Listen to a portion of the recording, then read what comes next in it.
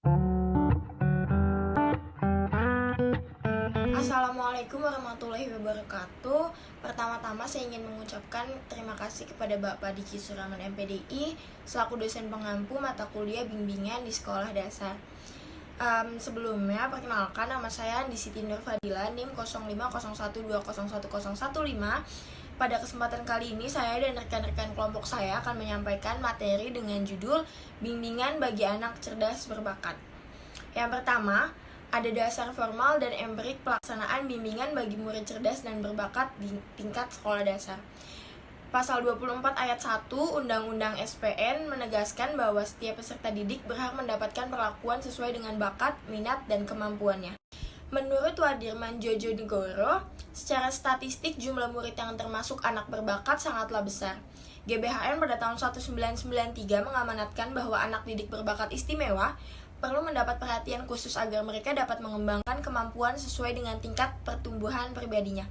Sementara dalam Undang-Undang Nomor 2 Sistem Pendidikan Nasional, Pasal 8 ayat 2 juga menyatakan bahwa warga negara yang memiliki kemampuan dan kecerdasan luar biasa berhak memperoleh perhatian khusus.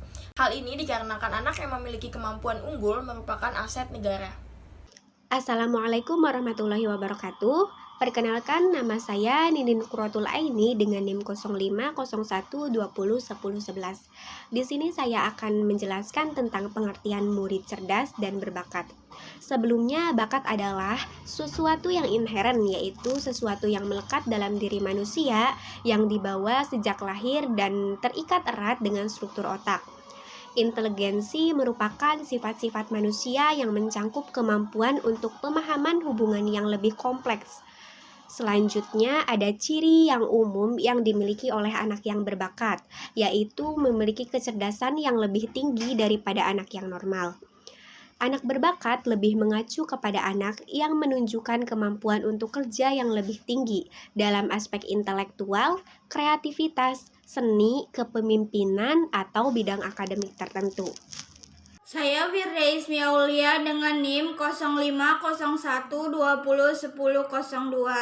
Selanjutnya yang ketiga yaitu kebutuhan dan karakteristik murid cerdas dan berbakat diantaranya perkembangan fisik, perkembangan kognitif, perkembangan emosi, dan perkembangan sosial. Assalamualaikum warahmatullahi wabarakatuh. Perkenalkan, nama saya Salsa Maulida Nur Mutafariko dengan NIM 0501201222. Di sini saya akan melanjutkan materi yang telah Firda jelaskan tadi. Yang keempat, ada identifikasi murid cerdas dan berbakat. Identifikasi murid cerdas dan berbakat ini dapat dilakukan sedini mungkin, yaitu pada usia 1-2 tahun atau pada usia lebih tuanya 2-6 tahun. Proses ini dilakukan dengan lebih rinci. Identifikasi ini tidak berhenti pada usia 6 tahun saja, tetapi harus berlanjut sampai anak masuk sekolah dan bahkan sampai ke perguruan tinggi. Kemudian ada tahap-tahap dari identifikasi murid cerdas dan berbakat. Yang pertama ada tahap penjaringan atau screening, yaitu dapat dianalisa melalui prestasi belajar, usia kronologis, nominasi oleh teman sekelas, orang tua, dan guru. Kedua ada tahap seleksi atau identification, yaitu dilakukan terhadap siswa yang telah lolos dari tahap penjaringan tadi, seperti CPM, Color Progressive Metric, dan WISIM, Wheeler Intelligence Scale for Children. Saya Fidi Ismi Aulia dengan nomor NIM 0501201001. Di sini saya akan melanjutkan pemaparan materi yang telah disampaikan oleh rekan saya sebelumnya. Di poin yang kelima ada permasalahan yang dihadapi oleh anak berbakat, yaitu labeling, memberi nilai dalam bentuk angka, underachievement, konsep diri. Dan yang poin keenam ada penyelenggaraan pendidikan bagi murid cerdas dan berbakat, yaitu akselerasi, pengayaan, pengelompokan berdasarkan kemampuan, dan bimbingan konseling. Perkenalkan, nama saya Nisa Nur Hasana Ismail, Prodi PGSC dengan NIM 0501201197. Saya di sini ingin menjelaskan tentang teknik bimbingan bagi murid cerdas dan berbakat. Layanan bimbingan bagi murid cerdas dan berbakat tidak diarahkan kepada layanan yang bersifat eksklusif melainkan dikembangkan secara terpadu di dalam sistem bimbingan yang ada. Murid cerdas dan berbakat dipandang sebagai suatu keutuhan pribadi, sehingga program layanan bimbingan yang dikembangkan mampu menyentuhkan semua dimensi perkembangan pribadi secara utuh. Dimensi keutuhan perkembangan pribadi yang dimaksud mencakup unsur-unsur sebagai berikut. 1. Pengembangan arah kognitif atau intelektual. 2. Pengembangan arah afektif. 3.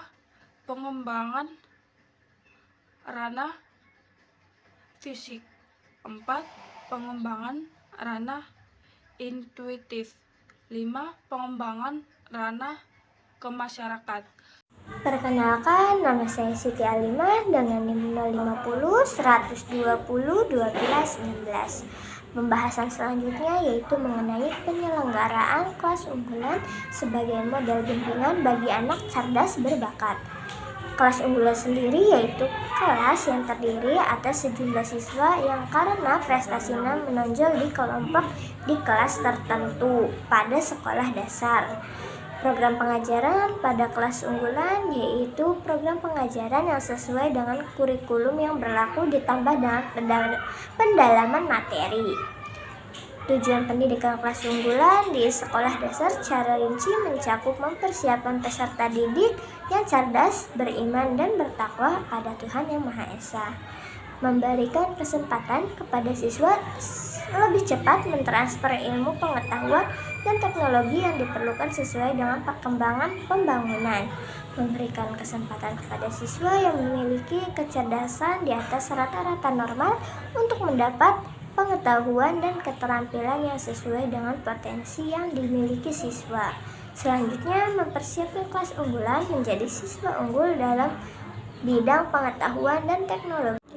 Proses belajar mengajar di kelas unggulan diupayakan memiliki keunggulan daripada kelas biasa. Oleh karena itu, seluruh komponen pendidikan seperti guru, materi ajar, bahkan sarana belajar mengajar, metode mengajar, dan waktu belajar di kelas unggulan harus bisa lebih baik dari kelas biasa. Penyelenggaraan kelas unggulan di sekolah dasar dapat berupa berdasarkan satu kompleks sekolah, penyelenggaraan kelas unggulan kecamatan, penyelenggaraan kelas unggulan dalam satu kompleks secara bergiliran, penyelenggaraan kelas unggulan pada seluruh jenjang. Kelebihan model kelas unggulan ini yaitu memudahkan guru dalam mengembangkan kemampuan atau potensi siswa seoptimal mungkin. Model ini juga memungkinkan guru mengembangkan suasana belajar kompetitif sehingga terjadinya persaingan sehat antar siswa.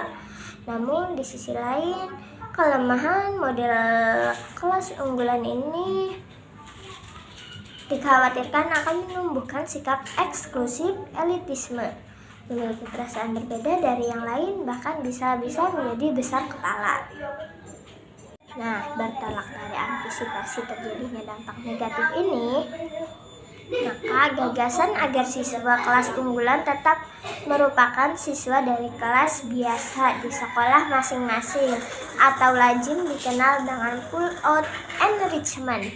Alternatif pertama, siswa unggulan bergabung dalam kelas unggulan hanya dalam kurikulum plus, yaitu mata pelajaran berhitung atau matematika, IPA, dan bahasa Inggris. Alternatif kedua yaitu siswa unggulan bergabung dalam kelas unggulan pada setiap mata pelajaran matematika, IPA, dan bahasa Inggris dalam pelaksanaan kurikulum biasa maupun kurikulum plus. Keunggulan model ini adalah siswa unggul berbaur dengan siswa biasa, siswa tidak merasa elit, dan perkembangan sosial anak tidak terganggu. Secara administrasi, SD Imbas tidak merasa ditinggalkan oleh siswa terbaik. Sekaitan dengan bimbingan dan konseling anak cerdas berbakat, perlu dipahami bahwa Pencegah masalah lebih penting dari remedi. Bahkan menurut kami semiawan, konselor harus mampu bertindak berdasarkan pendekatan perkembangan. Oleh karena itu, bimbingan konseling yang dikembangkan adalah model bimbingan dan konseling perkembangan. Itu saja mungkin yang dapat kelompok kami sampaikan. Kurang lebihnya mohon maaf. Wabillahi taufiq wal hidayah. Wassalamualaikum warahmatullahi wabarakatuh.